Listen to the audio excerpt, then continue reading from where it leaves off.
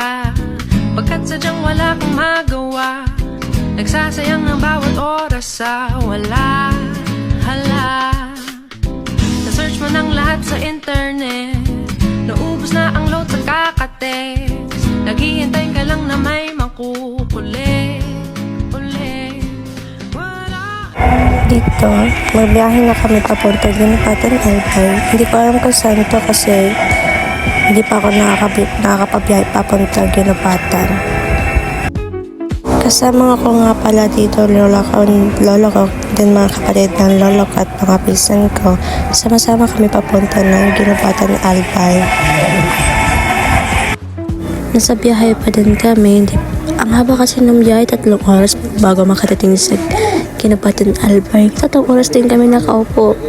Nainit-init na ng aming pwedeng. Wala naman lang hinto-hinto. At ito kami nakita kami ng parang falls. Ayan, ang ganda niya guys. Ang ganda niya. Hindi ko alam kung saan yan. Kung anong tawag dyan. Hindi ko alam, pero ang ganda niya talaga. At so ngayon nga, dito na kami sa sentro ng Ginapatan. Kasi dito kami pupunta. Dito kasi yung mga pinsan namin. May canteen sila dito sa sentro ng Ginapatan. Kaya pumunta kami. Doon daw kasi kami mag-stop. Ayan mga kasama ko po. Wala pa yung pahinga. Sentro ng Ginapatan. Ang ganda niya guys. Daming bilihin kaso walang pambili.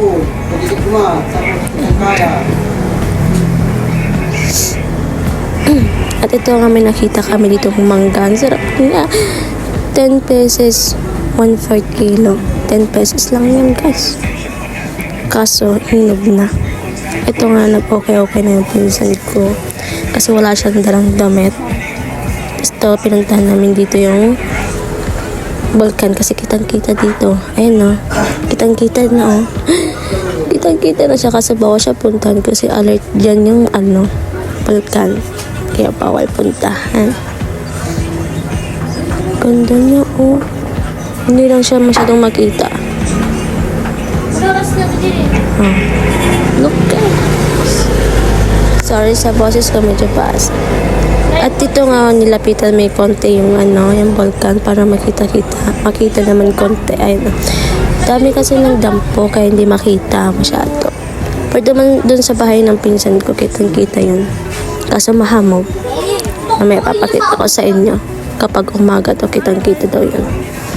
Gabi na kasi kami nakauwi that time. Mga siguro alas 9 ng gabi. Tapos mga alert na yung Volcan. Andito na nga.